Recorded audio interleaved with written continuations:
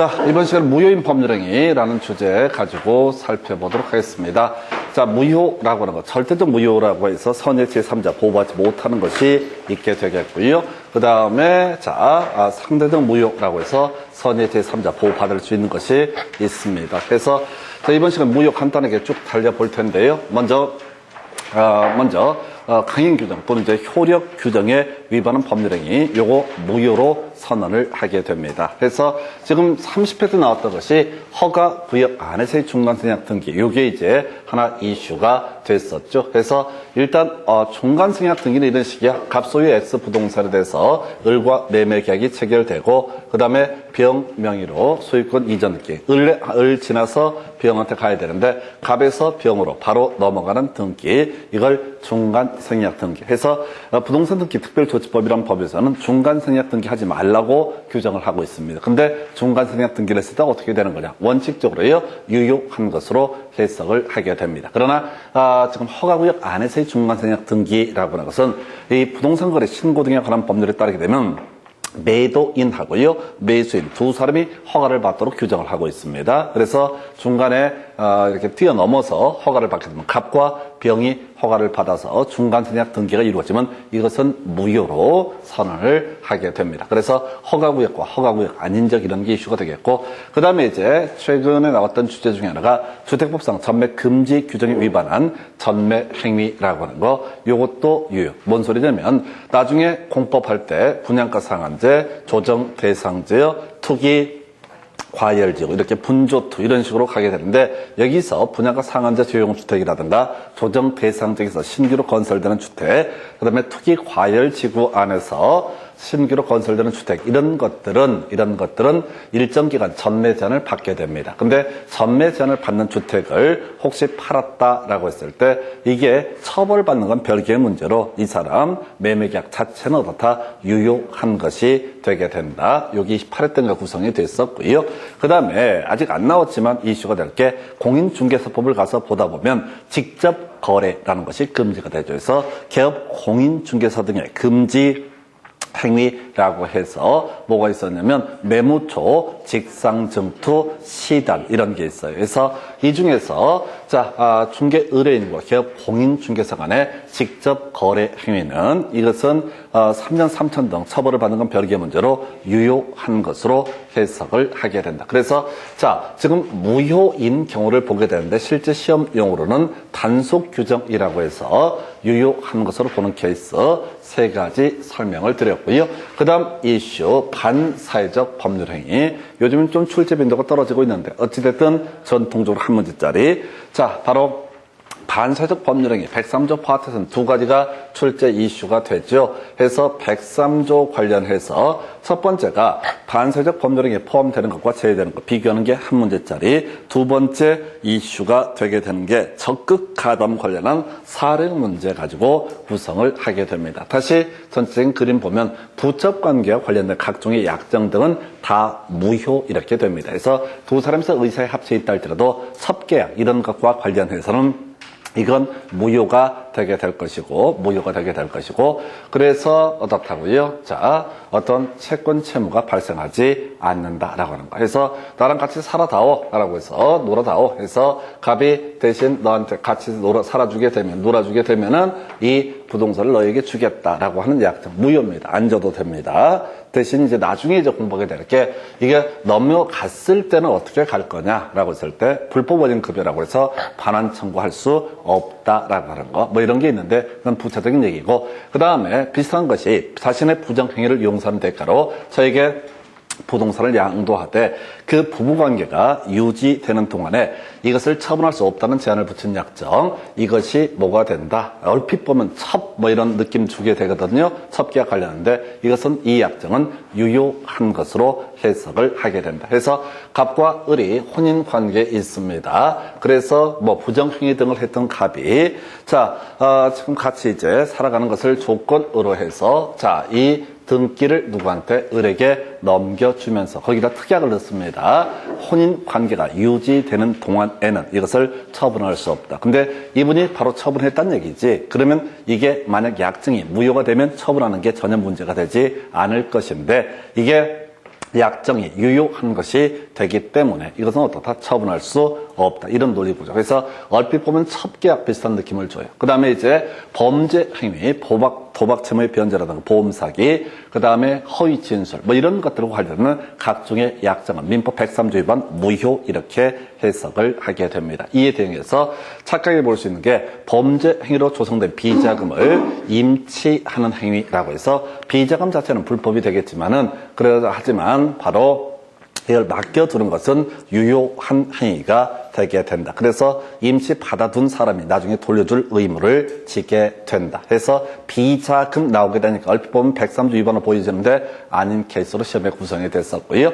그 다음에 변호사 아닌 자의 민사소송에서의 성공보수약정. 이게 이제 브로커 사무장이라고 그러죠. 이분이 소송 이기면 얼마를 주기로 한다라고 약정을 매겼어. 나중에 소송을 이겼을 때 이거 갚지 않아도 된다. 민법 103조 위반이니까. 한편 변호사에 있어서 민사소송에서의 성공 보수 약정이라고 하는 것은 이것은 뭐가 된다?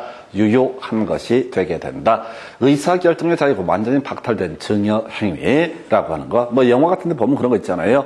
바닷속에다 묻어버릴 때 증여 사인하게 되면 살려주고 아니면 죽여버리겠다. 이런 식의 얘기들 그때 사인했던 것은 민법 103조 위반 무효가 되게 된다. 그러나 의사결정 과정에 바로 강박이 사용된 것에 불과한다. 이건 이제 나중에 취소할 수 있는 법률행위에서 추삼한십이라는 개념이 나오게 됩니다. 그래서 추인할 수 있는 날로부터 3년, 법률행위를 한 날부터 10년 경과되기 전에 취소권을 행사할 수 있고 취소하게 되면 더 소급해서 무효가 되게 된다. 한편 이렇게 의사결정의 자유가 완전히 박탈이 됐다라고 하면 이건 무효이기 때문에 아무 때고 10년이고 20년이고 30년이고 생각날 때마다 주장을 해도 된다. 이 정도의 이슈. 그 다음에 이제 적극가담한 이중매매 제일 단독으로 나오는 주제죠. 그래서 자 가볼까요? 우리가 물권 변동이라고 하는 것은 기본적으로 등기해야지 어떻다? 그 효력이 발생하게 된다. 이게 이제 기본 구조예요. 그래서 이중매매라고 하는 것. 그 자체는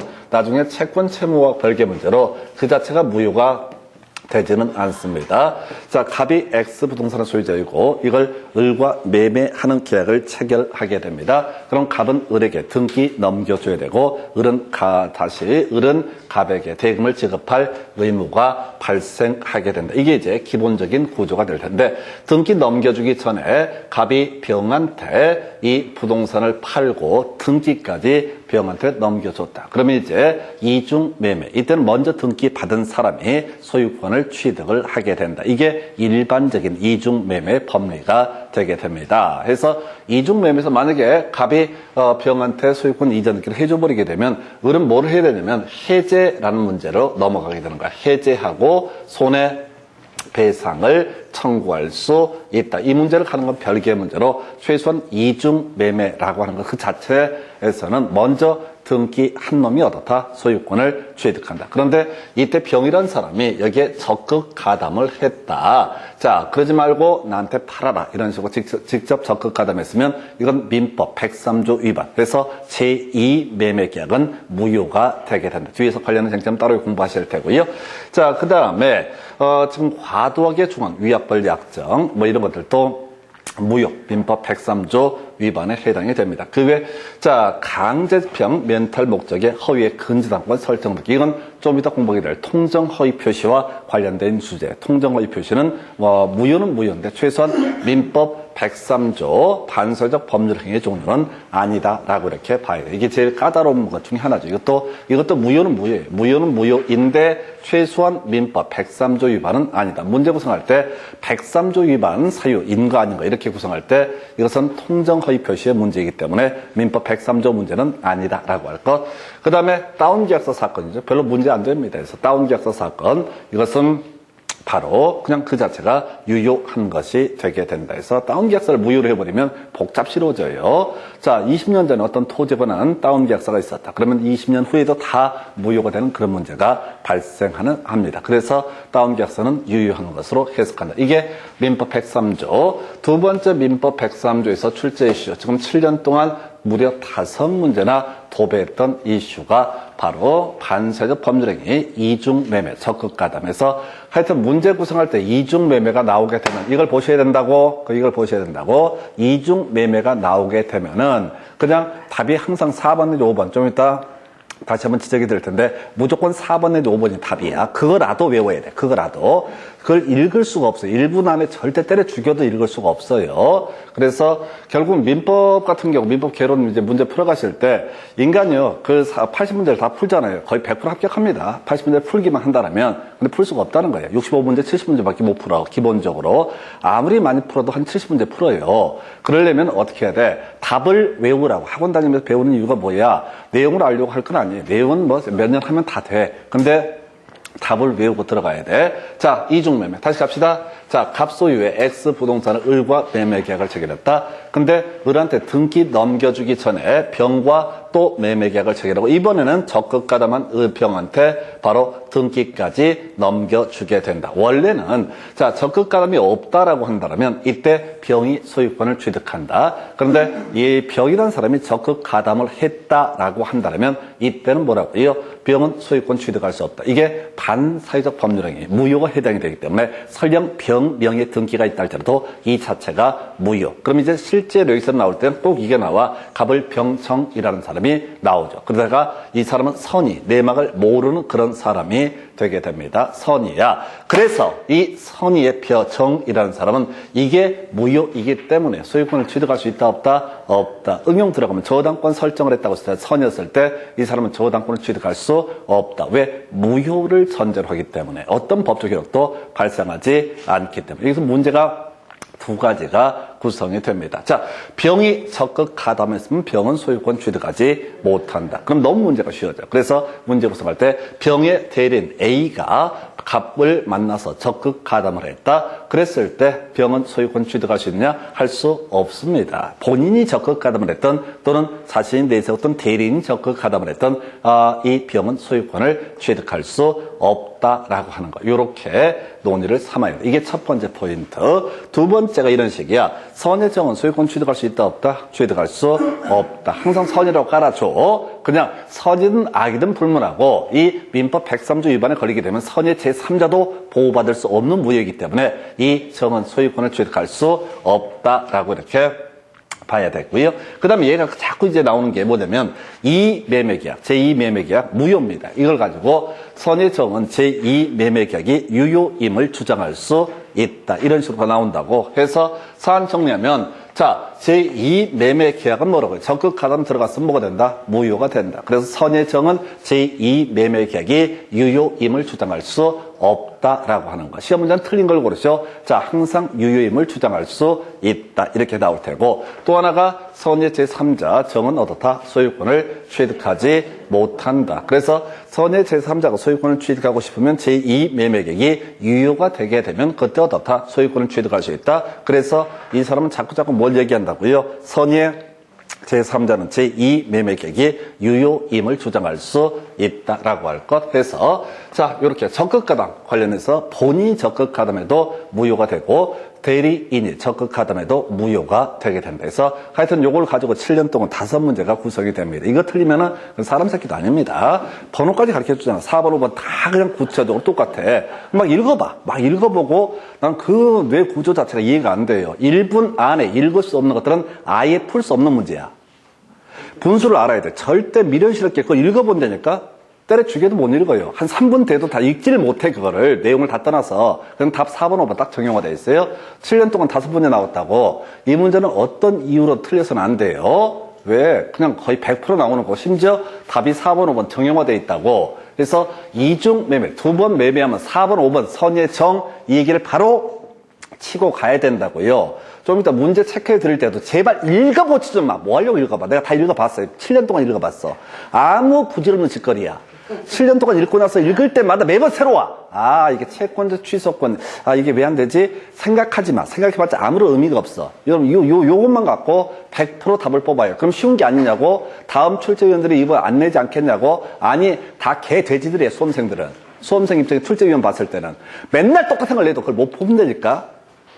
왜? 생각을 하니까. 그 어마무시한 양을 1분 안에 읽을 수 있다고 가당차는 짓거리를 하고 있다고. 절대 못 읽어요. 내가 읽어봤다니까. 다 읽으면 한 3분 걸려요. 내용을 알고 모르고를 떠나서 풀 수가 없다고. 그래서 이게 7년 동안 다섯 문제.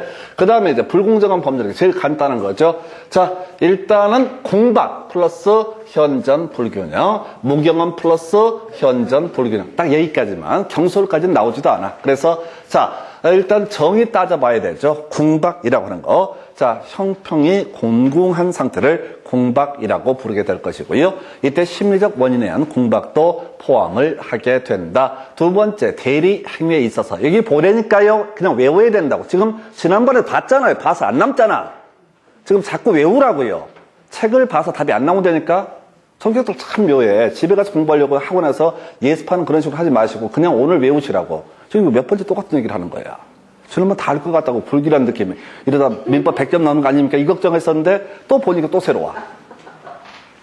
다시 공박 플러스 현전 불균형, 무경험 플러스 현전 불균형. 경수로 나오지도 않아. 나와서 답이 안 돼. 해서 공박의 정의, 형편이 곤궁한 것을 의미한다. 심리적 원인에 의한 곤궁도 포함한다. 무경험, 일반적인 거래 경험의 부족을 의미하게 된다. 근데 이제 이 공박과 무경험 등을 판단하면서 대리 행위에 있어서 다시 가봐. 갑이라는 사람이 본인이고 그 다음에 을이라는 사람이 대리인이고 병이 상대방이다 라고 이렇게 전제했을 때 이게 이제 지금 계약이 성립이 되는데 갑의 대리인 을이라고 해서 매수인 안에 병이라고 표시해서 계약이 성립이 되는데 이걸 불공정한 법률행위 무효로 만들고 싶어. 그러면 공박 플러스 현전 불균형, 그 다음에 무경험 플러스 현전 불균형을 입증해 보이게 되면 어떻다? 이것이 불공정한 법률행위가 된다. 그래서 무효가 된다. 그런데 대리 행위였을 때 공박은 누구를 기준으로? 본인을 기준으로 판단하게 될 테고 무경험 등은 누구를 기준으로? 대리인을 기준으로 판단을 하게 된다라고 할 것. 그 외에 자, 현전 불균형이라고 하는 거 객관적 가치, 법률행위 성립 당시에 객관적 가치, 키워드 뭐라고요? 주관적 가치 아니고 객관적 가치 해서 이 매매계약 등이 체결된 시기에 시가가 1억짜리 물건이었는데 2천만 원에 팔았다. 그러면 그것은 객관적 가치, 객관적으로 봤을 때 현전 불균형이 있다. 이런 논리 구조가 되게 되는 겁니다. 20년 전에 2천만 원에 팔았는데 지금 와서 보니까 1억이야. 그렇다고 해서 지금을 기준으로 해서 바로 불공정한 법률행위를 주장할 수는 없다. 해서 법률행위 당시에 객관적 가치를 기준으로 어떻다 판단을 하게 된다. 그 외 이런 불공정한 법률행위에 관련해서는요 이슈가 되게 되는 것이 바로 무상계약 등에 있어서 경매에 있어서는 이 불공정한 법률행위에 관한 조항을 적용하지 않는다. 이건 거래 과정에서 폭리를 취한 사례를 막기 위해서 이런 조항을 만들어 둔 거다. 이걸 외워야 된다고요. 지금 제가 설명드린 게 전부라고. 나머지 지문 하나는 읽어볼 것도 없고 다시 공박 플러스 현전 불균형, 그 다음에 무경험 플러스 현전 불균형. 공박 본인 기준이었었고 심리적 원인에 의한 공박도 포함한다. 무경험, 거래 경험의 부족, 일반적인 거래 경험의 부족, 대리인을 기준으로 판단을 하게 된다. 자, 현전 불균형, 객관적 가치를 기준으로 판단한다. 그 다음에 무상계약 또는 경매에서는 불공정한 법률행위에 관한 법률을 적용하지 않는다. 그래서 이건 2, 3년에 한 문제 구성하는 영역. 텍스트 읽지 마시고요. 그냥 계속 외우셔야 돼. 이게 이 정도고. 자, 이제 상대적 무효라고 해서 통정 허위 표시, 서로 짜고 하는 의사 표시에 대해서 보게 됩니다. 우리 민법 108조인가요? 상대방과 통정한 서로 짜고 한 허위의 의사표시 무효로 하게 된다. 해서 아까 우리가 이런 거 하나 있었잖아요. 민법 103조 얘기할 때 그런 말씀을 드린 바가 있습니다. 해서 요거 강제집행 면탈 목적의 허위의 근저당권 설정 등기. 자, 갑이 소유하고 있는 X 부동산의 채권자 A가 강제집행을 하려고 하는 사안에서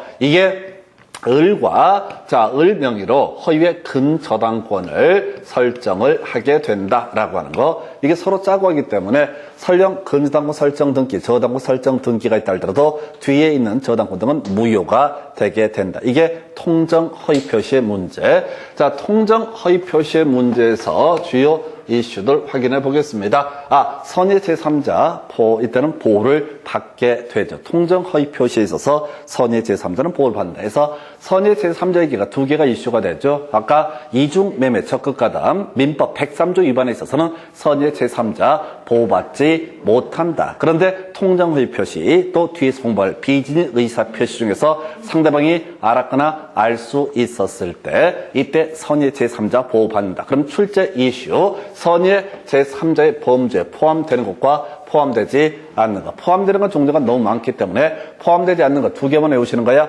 본인과 수익자, 본인과 제3자, 수익자, 제3자는 같은 용어. 이 두 가지는 선의 제3자의 범주에 포함되지 않는다. 이런 거 있었고요. 자, 법률 공개 봅니다. 해서, 자, 1서 포인트. 선의 제3자로부터 보호받을 수 있다라고 하는. 다시, 선의 제3자로부터 보호받을 수 있다. 해서, 아까 이중매매 적극가담하면 선의 정이라는 사람은 어떻다? 보호받을 수 없다라고 했던 배에서, 자, 통정 허위 표시에 선의 제3자는 보호를 받을 수 있다. 해서 이런 식이지. 갑소유의 X 부동산에 대해서 을 명의로 허위로 서로 짜고서 을 명의로 등기를 하게 됩니다. 해서 통정해서 등기를 넘겨준다. 그럼 을은 소유권을 취득하지 못한다. 자, 이게 이제 왜 그랬냐 보면 채권자 A가 강제 집행을 하려고 하니까 이거 강제 집행 가만히 있으면은 재산 등기 이 경매 넘어가서 뺏길 수 있으니까